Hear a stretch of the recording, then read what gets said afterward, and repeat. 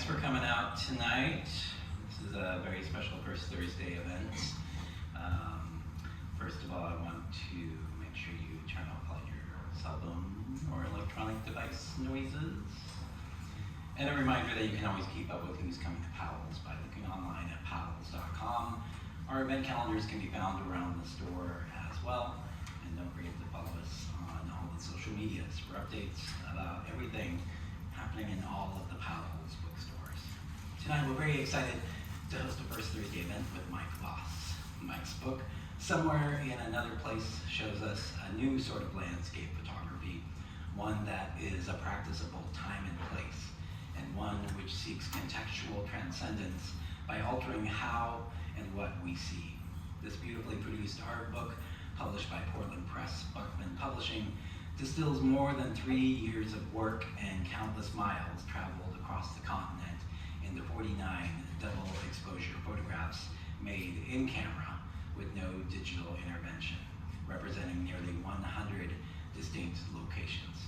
These visual echoes create an existential Tetris of fitting together immersive new terrains and opening a unique plane to consider the mesh of interactions between landscape, the built environment, and the self. Voss will be joined in conversation tonight by independent curator and visual artist Liza Faktor.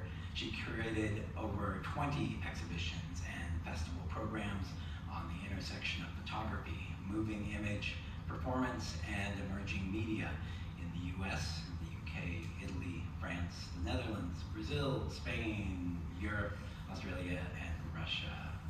After tonight's talk, Michael will be up here to sign books for you. We ask that you line up on this side when that time comes. We do have these coupons that we start giving out at events. They give you 15% off of your entire purchase, but you have to use it tonight, so make sure you buy a book tonight. If you do want a book signed, a lot of them are shrink wrapped, but you can take the shrink wrap off of the book for the signing, just as long as you put our label just on the book so that they can scan it downstairs when you pay for it. And you can pay for the books downstairs after it's signed. All right, now please welcome Mike Voss.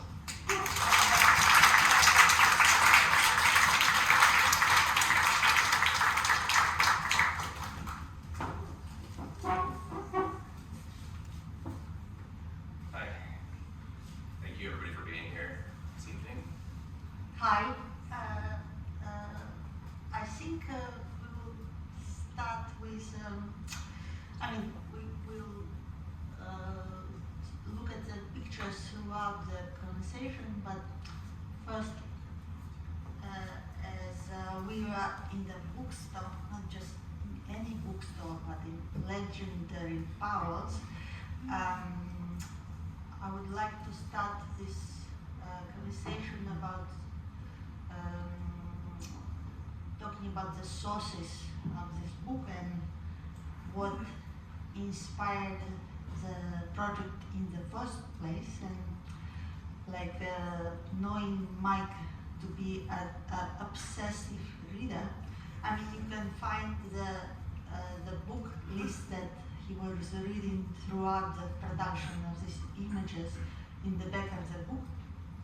It's like a very wide range between fiction and non-fiction, and actually it reminded me of Nick Hornby's column for The Believer when he was reviewing the books, that it wasn't segregating between high literature and pulp fiction. He just it's very funny column if you ever come across it. So. Yeah. Well, I started this project about 3-4 years ago, and the idea, like Liza was saying, is I get a lot of influences from literature, and there's a lot of references in books that I have in my head while I'm making a lot of these images. The reason that I do that is that I believe that it helps me to more coherently explain my ideas through my images, because I want to touch on things that are beyond just the two-dimensional image, but also the emotional experience of viewing nature firsthand, and that's really important to me. And so this project kind of came out of that experimentation of how do I have this conversation with maybe complicated ideas, but non-verbally have that conversation with people. And it didn't necessarily need to be exactly what I intended with the image, but as long as there was something from it that they were getting, was what mattered to me. Because I want to make an image that's interesting and intriguing and strange, but I also want something that has a little more depth to that, and something that people will, for themselves, have a personal connection with and analyze on their own. So this first image actually, funny enough, was one of the first images I made for this series, and this was taken in Washington, both of the locations. And this was kind of the early experimentation of the series of trying to communicate these ideas. And one thing that I noticed while making these images is that people more often than not respond to shapes that are simple and recognizable. And if I made two exposures in my camera that were a little too chaotic, people didn't really connect to it as much because there wasn't anything there for them to hold on to. And I feel it's like a similar sensation when I read books by surrealist authors or magical realist authors. There has to be something there that's factual and real and something to hold on to, and then I could expand and explore kind of the more mystical or magical properties of that. So.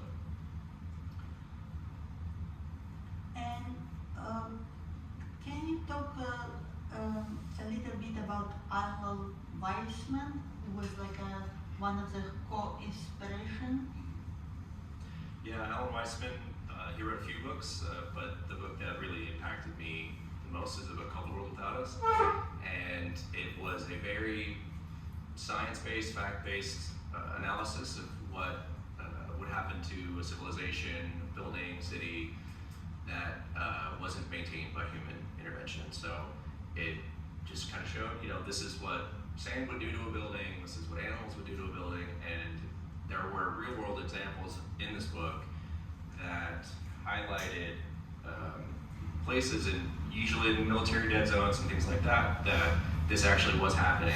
And so they were able to study what would happen to these buildings when they fell apart. And so while reading this book, I started to imagine, this kind of fictional future of, what if this was our reality, humans weren't here to maintain the cities that we live in, what would happen during that time. And so that was an early influence for me for the series, and I wrote to Alan very early on, and he was very supportive and very kind with his words.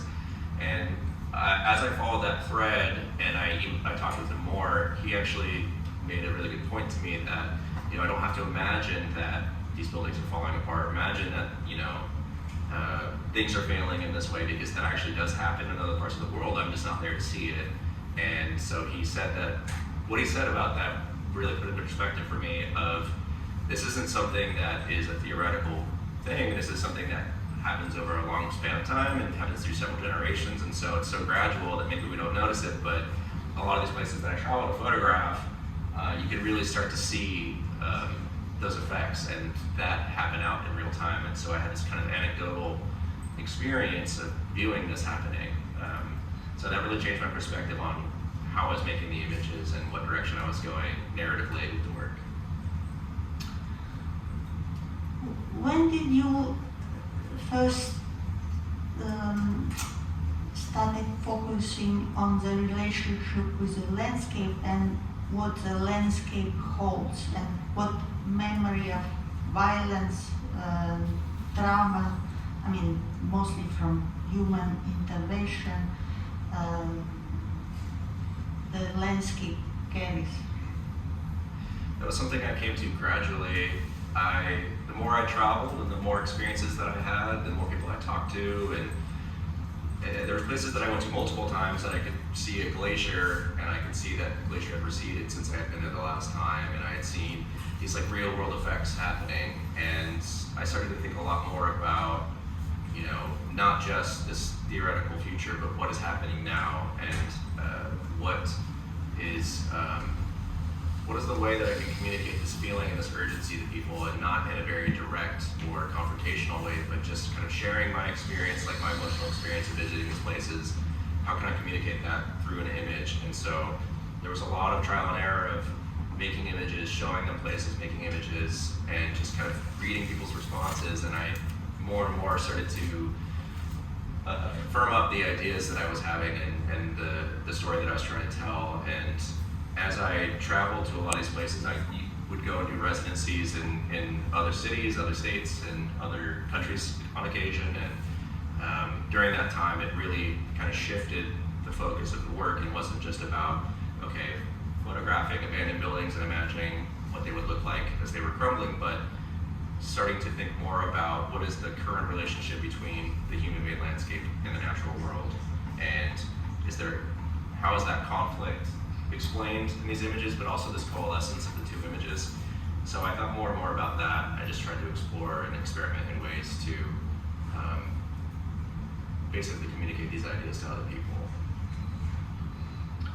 I remember one of our first conversation was very grim. We were talking about the post-human world and post-human landscape. And I mean, in my own work, I also explore these issues. And what made you change your perspective? Because like in the beginning, your project was called like someday all these things will be gone, or something like this. Yeah. Yeah. It was a matter of experience. I mean, it was traveling, it was visiting these places that prior to this I had only read about. And I think that the experience changed me in a way that I came to understand more why I felt the way that I did, why I felt this like anxiety and this despair about these environmental issues that I would read about, because then actually I would confront it face to face. It wasn't just something that I read about prior to that. And there were just moments when I'd be having conversations with people from all different backgrounds, and I just started to form this kind of shift in what I was trying to say. And I thought that this idea that I had, it felt limiting in a way, and it felt that I want to communicate with people from a broad spectrum of backgrounds, and I don't want to I didn't want to make work that felt very specific, like this is my vision, this is what I want, this is what I'm trying to say. I wanted to leave it open to interpretation, because I want people to have individual experiences with art, but I also want them to have individual experiences with nature. And in that sense, they can come to learn why it's important to them and what it means to them. And I didn't want to be so direct, and then I'm saying, no, that's not the way you should see this art, this is the way you should see it. So I wanted to kind of take a step back and relinquish control a little bit, and just allow the work to speak to people the way that it does. And I didn't want to interject and say, no, this is actually what I had in my mind when I was making it, which, that is something that I will share. People ask, what does this image mean to you? But, I didn't want to tell people how to feel. And in your consultations with scientists and environmentalists, did you feel that too much knowledge would be counterproductive for an artist? Yeah, I thought so. One of my favorite filmmakers, Tarkovsky, said something similar, and I just thought that sometimes when people get a very kind of macro view of the world, and they get very focused in on the issue that they're working on, and I myself had dealt with that in the past. I came from a background of being an environmentalist and an activist, and I was a musician for a long time. And even like stepping back and like looking back on my past self and thinking, well, I was very fixed on what I thought, but it really destroyed my ability to see the broad view of the world and see everything. And so when I started to reassess everything and kind of take a step back and just look at everything in a broader sense, it really changed the way that I approached the work, and it really changed the way that I would have conversations with people. And I've met with a lot of scientists and been able to work with them, and I've been really grateful for that. was at Sitka Art and Ecology, the residency here in Oregon. I had the opportunity to be in the residency with other scientists, and really incredible to hear their perspective and hear their expertise and everything. It's just that for me, art is different than that, and I don't want to teach people things. I don't want to instruct them in any way. I just want to make work that speaks to them, and I want to communicate with people about these ideas in a way that doesn't feel so dire and so desperate and so in their face. What would you say was the most enlightening, in all this interaction with the scientists, with like regular people, with other living beings, other than humans, to change your perspective to a more, like productive, optimistic one? Yeah, I think it was probably my last trip to, or my last photo trip I took for this series. I didn't know it was going to be my last one, but I went up to Alaska for a month by myself, and I took the ferry up there, and on the ferry I met a lot of people that actually work in Alaska. This was during the off season, this was in the fall, and so there wasn't a lot of tourists, and I met a lot of scientists on the trip up that were going up there for work and going up there for research, and I had a lot of great conversations with them. And when I arrived in Alaska, I realized that there were so many people that I had met that came from just a wide range of like political backgrounds, wide range of experience, wide range of everything, and everybody had a very positive perspective of wildlife, and everybody had a way that they interacted with it on their own. And so during that time, I met a lot of people who were just inherently friendly to me and very welcoming, and just it felt like human to human connecting about this shared love of wildlife, and that was really important to me. So it really changed the way that I not just perceived the world, but the way that I thought people perceived me. Traveling, it's like people just coming up and being like, hey, come out on my fishing boat, come hang out with me, and a couple of these images. So this one here, I actually met somebody who was a pilot, and he just invited me to go with him and fly up to the Alaska Mountain Range, and we landed on a glacier up there. And I got to ride in the cockpit with him, and it was a really incredible experience, but also just like a really important moment for me of just feeling connected to other people, and in a way that's a little bit confusing for me, because my work is the absence of people, and I don't photograph people at all. And so there was a lot of conflicting things for me during that time, but it challenged me and it forced me to grow and think about things in a different way. What is the purpose of this work, if you have to boil it down, and how is it connected to the work that you're doing now, how it evolves in other ongoing work? I think that the purpose of it for me is to help facilitate a connection to wildlife for the viewer, and to be this intermediary to share with them the emotional experience of seeing a place, the feelings and the sensations you get, not just from viewing a photograph of a landscape, but also capturing the strangeness of a place, the severity, the intensity, and I want to help people connect to nature more fully. And people that don't live in Oregon, that aren't surrounded by wildlife all the time, it's really hard for them to connect to nature. It's abstract for them. And so for me, having this opportunity to live here for as long as I have and make work here, I'm very grateful for it. Then I also sometimes remember that there's people all over that don't get an opportunity to experience nature the way that I do.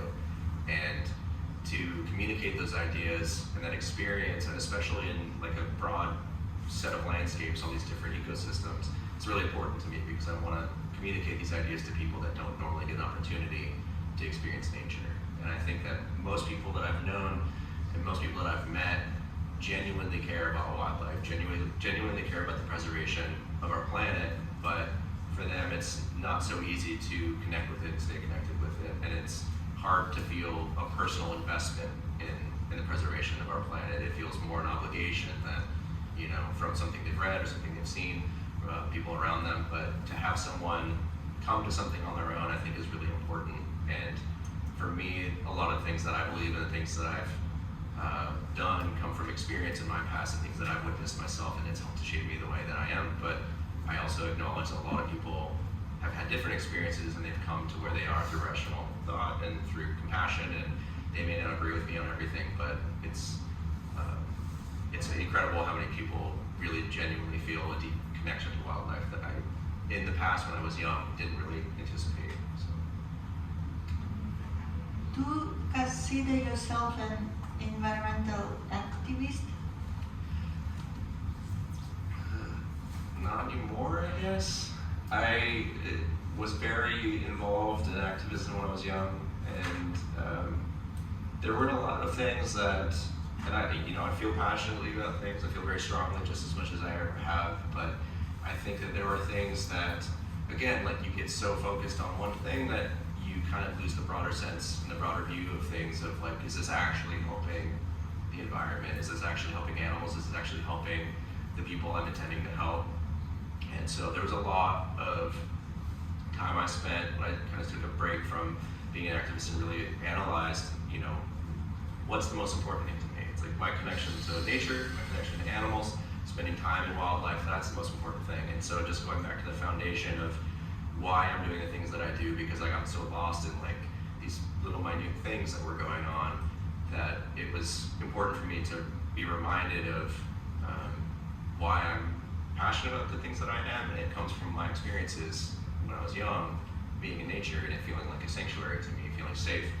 And so I started from there, and I really started to think about, well, how do I communicate this idea to other people? And I slowly started to transition out of music and got more involved in photography and started to learn from other people. And then I wanted to keep telling stories, and the way that I made my music, I was telling stories, but this was like a different medium now, so I was like, well, I have to figure out how to do that in a different way. And it opened the door to telling stories that I wasn't able to tell through music, and that was really important to me. What is the ideal setting for you to show your work, this particular project? I really appreciate showing this work in places that I didn't expect, and places where I think it will reach people that don't, that wouldn't normally be exposed to it. And I love showing my work to anybody that wants to see it, but some of my favorite places that I've ever shown my work, so one of my pieces is in the mayor's office here in Portland, and I'm not involved in political stuff at all, but I was like, well, every time he's gonna be on the news, it might be behind him, so I just thought it would reach a different demographic of people. I thought it would reach different people from different walks of life that I wouldn't normally interact with, and that's important to me, is engaging people and conversing with people that I wouldn't normally meet, and that's not something that comes up very often, and I really cherish it when it does. So I like to show my work in places where people don't expect it, and I get really excited when people who I did not think would like my work get excited. And like for example, this morning I got invited to do an interview on K2 News for their afternoon live segment, and before me there was an expert on the TV show The Golden Bachelorette, and it was a woman sharing fall fashions, and then they brought me on, and they're like, I was like, are you sure you emailed the right person? And so I got to talk about my work, I got to talk about a lot of weird stuff that they're not used to, and yeah, it was a cool experience, so I really was excited about that. So, where do you go from here? Creatively. Yeah, I've spent a lot of time thinking about that. This book took a lot of energy and a lot of time, and I am really grateful for all the experiences that it's given me and all the people I've gotten to work with over the years, and they're just as much a part of this project as I am, because people encouraged me, people helped me, people showed me things, showed me places, taught me things, and that was really great. But when I came back from Alaska on that last trip, I thought, I'm done with this series, and it just was a gut feeling that I had taken every photo for it that I wanted. So now I would like to keep taking photos with my 4x5 film camera the way that I do here, but I also have been integrating more music into what I'm doing. I've been doing a lot of field recordings and altering those field recordings, and a similar idea of kind of adapting the experience of nature into an audio pairing with these images. And so I've been spending some time in Iceland, and I've been making a lot of images there during residencies. And I've also been experimenting with video a little bit as well, similar reasons, and I have a couple sculptural ideas. So there's just things that I want to expand out into, and now that I feel like I've kind of finished this goal of this project, I want to push myself and challenge myself into other ways and other areas, and just kind of build upon these ideas that I kind of started to formulate during this project.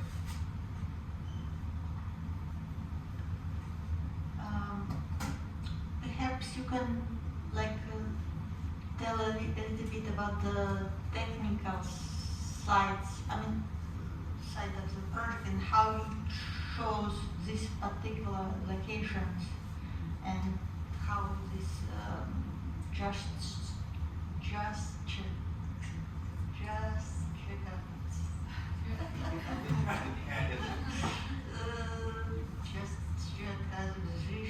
works.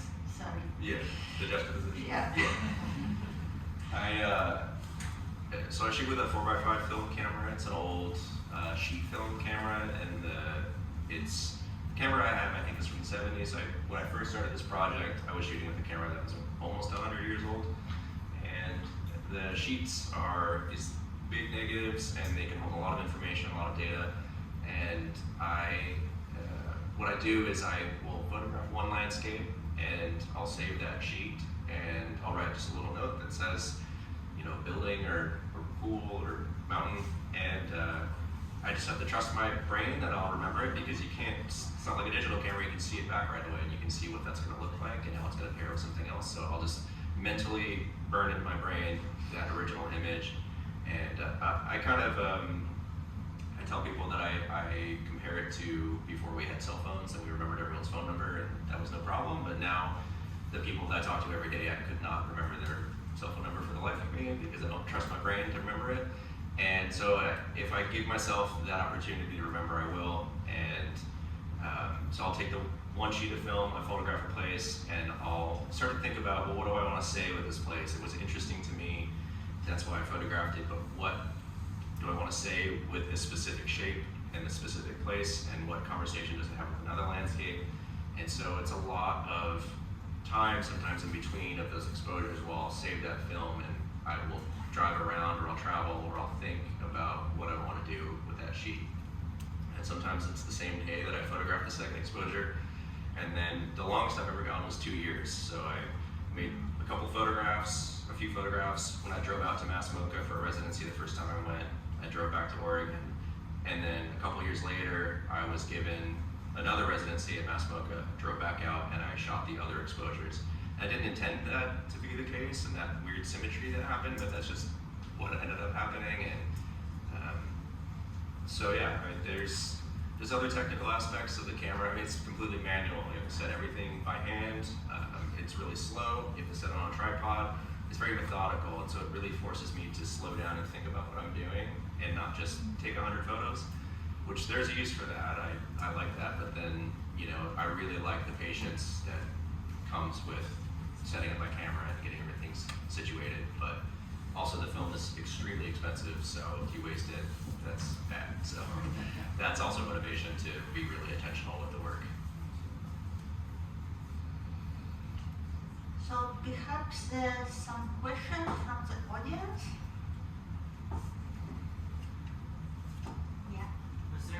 With these double exposures, was there could you talk a little bit about getting your sea legs? Was there some trial and error, were there a lot of mistakes at first, or how did you kind of learn to do this? Yeah, a lot of mistakes. I mean, double exposures are common. It's not a super difficult thing to do. In fact, most people do it by accident a lot of the time, and I do it by accident sometimes too.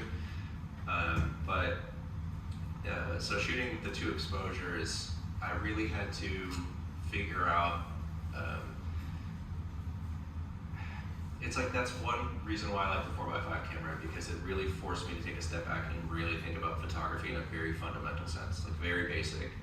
And when I thought about that in that way, it opened the door for me to kind of start from the beginning and think about the way that I would need to shoot something, how these two images would coalesce and combine, and think about, you know, the math involved in making that happen. And it took me, I don't know how long to get it consistently right, but there was a lot of waste that was happening. There's a lot of images where one of the layers would be very, very faint and the other one would be way too dark. And so it's just a matter of figuring that out. But when I figured out the math and figured out kind of generally what I was doing, I was able to kind of start photographing from like a gut feeling. And that was the door flew wide open after that. And that was a little after I had photographed that cooling tower, that first image that I showed, because it really blew the door open to be able to just instinctively want to photograph a place and then know what place would work with that visually.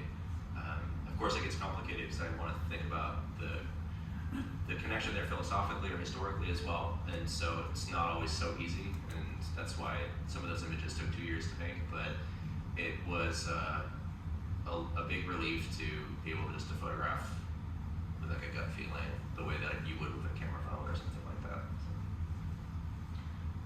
So, follow-up question, how much research did you do, like, about each location, or most of them were like a randomly found location, or you did research afterwards?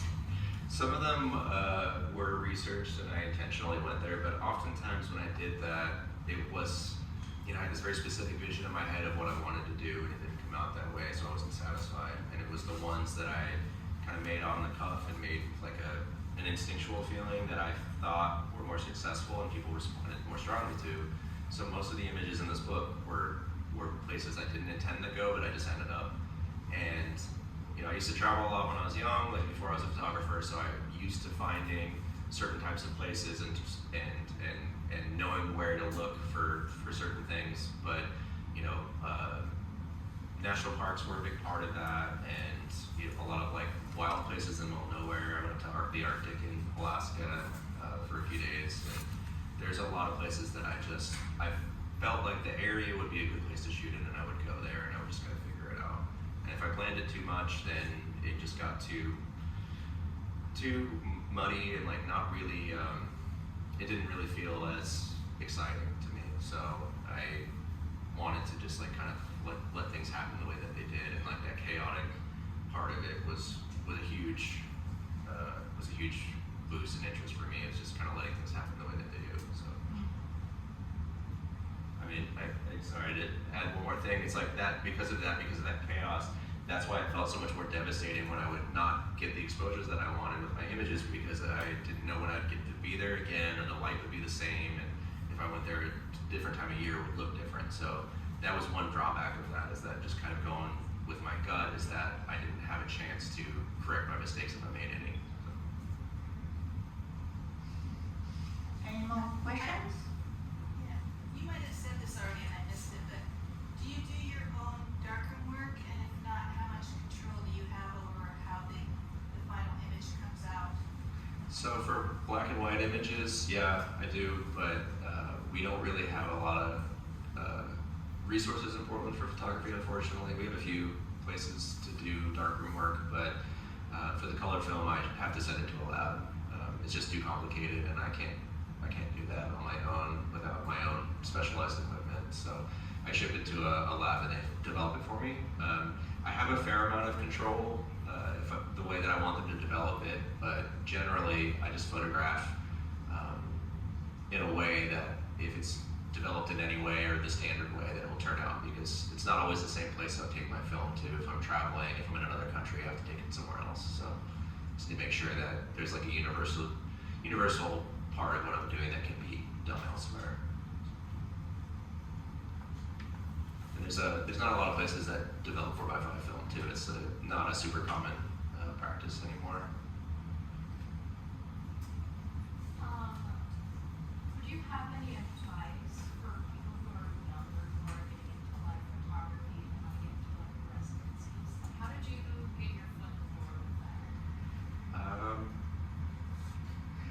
don't really know. I mean, I applied for everything, and I had a specific thing that I wanted to say with my work. I think that's important. A lot of people who get into photography, they don't, not a lot of people, but like there's people I've met who make amazing images, but they don't really know what it's about, and they don't really know how to articulate what they want to say with it. And so in the early days, I had a very specific thing that I wanted to say with my work, and it was just a matter of figuring out how to do that.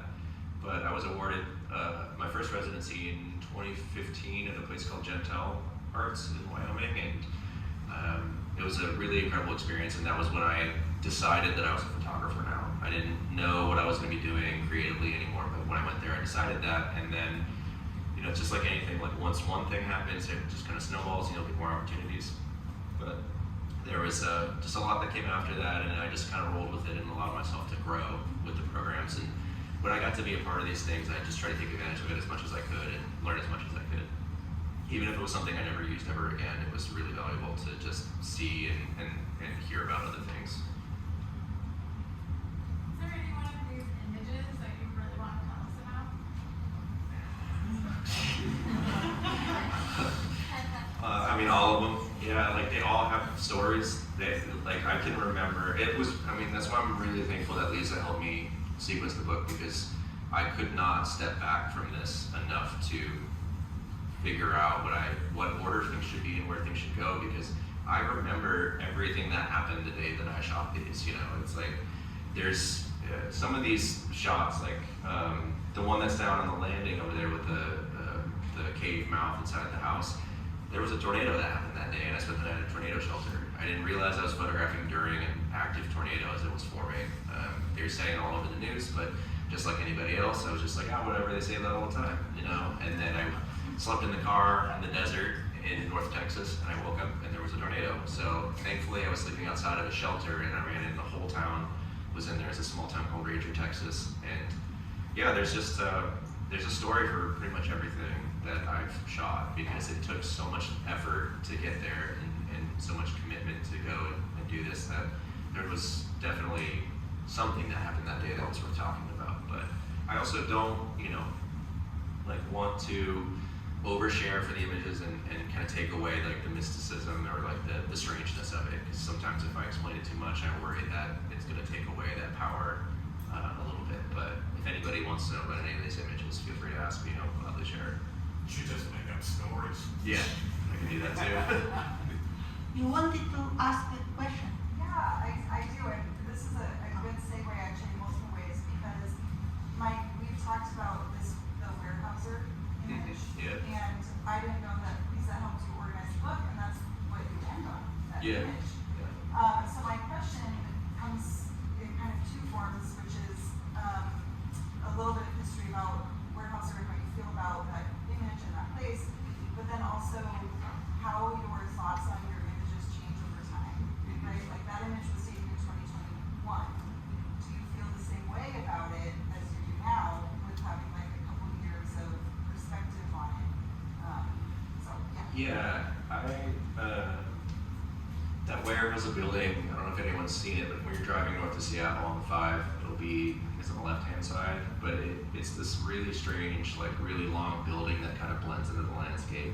I didn't know what it was for years. I just drove past it, and one day I was like, that place is bizarre, I'm gonna pull over and check it out.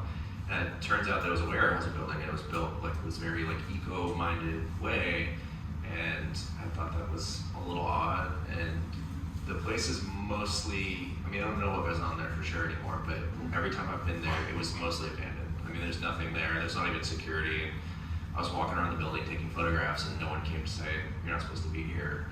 And I made those 2 images that ended the book, and I didn't really, obviously I didn't intend for that to be the end.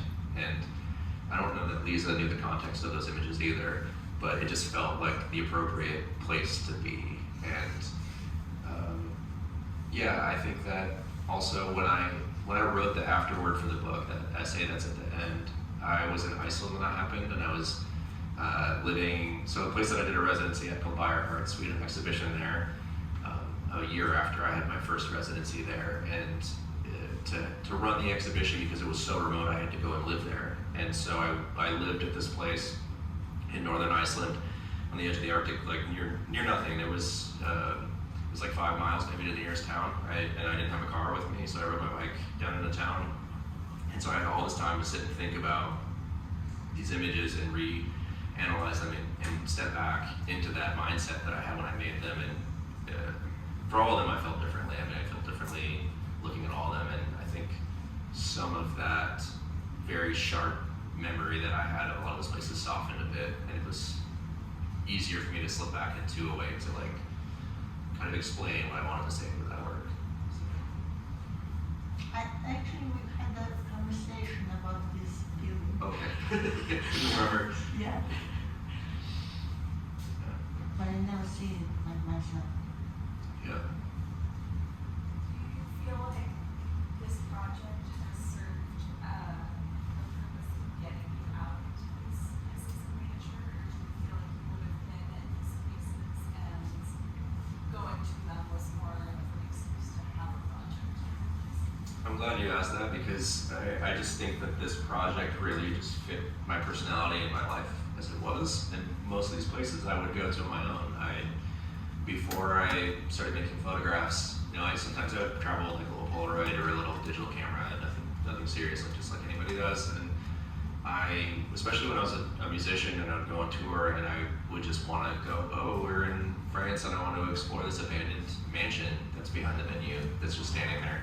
And so I just had the desire to be in these remote places that maybe felt a little bit dangerous, places that were strange, had strange feelings. That's a big thing for me, is like finding a place where I feel strange when I'm there. Like I feel like something's like off about this place. And so I think that it really just kind of fit what I already wanted to do, which was just be in nature and have my alone time. And I love hanging out with people, and I love my friends and everything, but I also really cherish my alone time in nature. It's really important to me. So there's times when I would go out for a month on my own and just like camp in the car in the middle of nowhere. And so I already wanted to do that, but then I just happened to start taking photographs, and then I look back at the times that I would do that before I made photographs and think, man, I kind of wasted time. I could have made photos in this place that I went to, but it just fits with what I already want to be doing. Like I want to be out in nature. It feels restorative to me, and I get a lot of it being here, but when I travel, sometimes I'll do a residency somewhere that's not very accessible for hiking or whatever, so I like go out and seek it. The gentleman in the back, yeah. Very kind of you. You call me a gentleman. You kind of, this relates to the first question here. I think of like Jimi Hendrix and Prince, how they played the guitar. And I just like that is so effortlessly, because they knew what the guitar could do, and the hours that went in to do that. And I'm looking at your work, and I'm thinking, imagine like the hours you went into it to recognize the framing of your camera, to know that your camera what it can do and what it can't do. What happens when I come along and I try to do this on my iPhone? Well, first, I am just like Prince, so thank you for. But it's just a matter of, for me, it was a matter of what I wanted to say and getting people to connect with something, connect with any idea. It didn't have to be the idea that I had, so it was a matter of the idea came first, and then I just wanted to figure out how to do it. And my perspectives on like larger format cameras is that it served a really important place in time and history. There's a lot of incredible photographers that have documented a lot of amazing landscapes, and I think that there just wasn't, because smaller format cameras came around and then digital caught up to film, so it just got to a point where I think people kind of stopped experimenting with these older cameras and kind of pushing the capabilities of what they could do. And I'm not doing anything that's like innovative in that way, but I want to explore and push the possibilities of these cameras. And for me, it's about having those restrictions and having that limitation that forces me to be creative within that limitation. And I see it the same way as I see music, is that like there's some bands that I really love, and maybe the people in the band are not as technically skilled as other people, but because of their limitation as a songwriter, they come up with very creative ways to express themselves, and that's what I wanted to do with my photographs as well. It's just set those boundaries for myself and then explore within that boundary, because otherwise there's so many things you can do with visual art, and you can go in so many directions, and to me it's kind of overwhelming. So I felt that if I had a very specific vision, specific thing I wanted to accomplish, then it would force me to kind of deconstruct how to do that.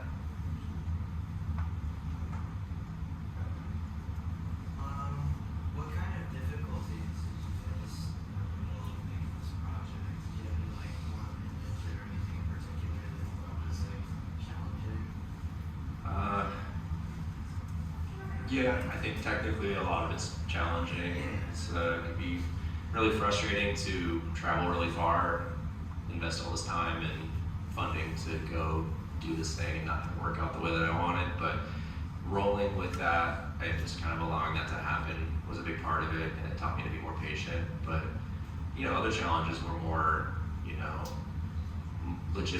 logistic challenges, like how do I get here? How do I do this? How do I photograph this place? Like how do I get on top of this thing? And there's other moments where like mentally and emotionally I was challenged too, like witnessing things that I witnessed and experiencing those things and like feeling like, all right, like I almost died in this tornado, but I gotta just keep going because I can't just, I'm like thousands of miles from home, I can't just go home. So, and just, trying to navigate everything that comes with traveling and like living on the road, but then also, having this like camera that sometimes doesn't work the way that I want it to, and it can be frustrating. So there's a lot that went into it, but I don't look back on any of it and feel sad or resentful or whatever.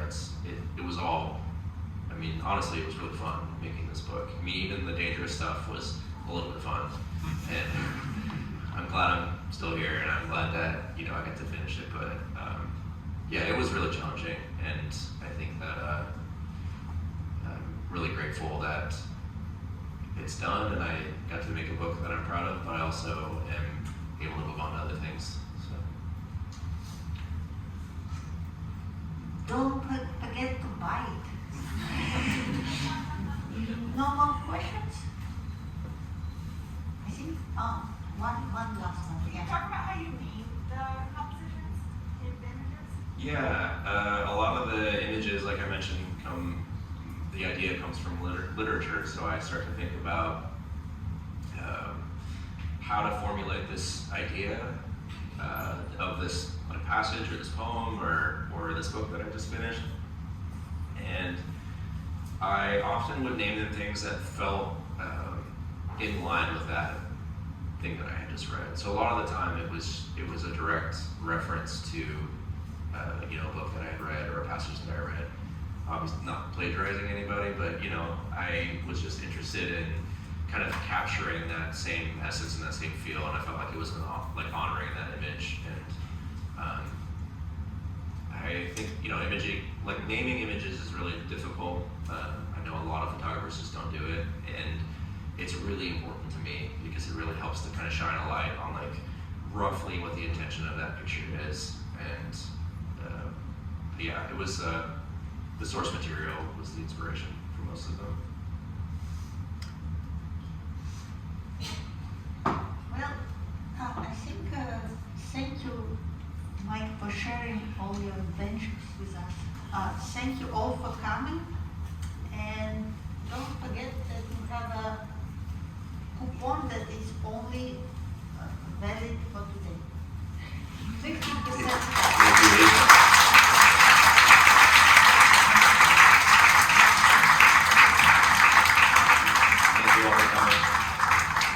Thanks, Mike. Thanks, Liza. Thanks, everyone, for coming out. There are books on the cart over there. Line up over here, get a book signed, grab a coupon. This is your chance to get the book a little cheaper tonight. And paperwork downstairs. Thanks for coming out.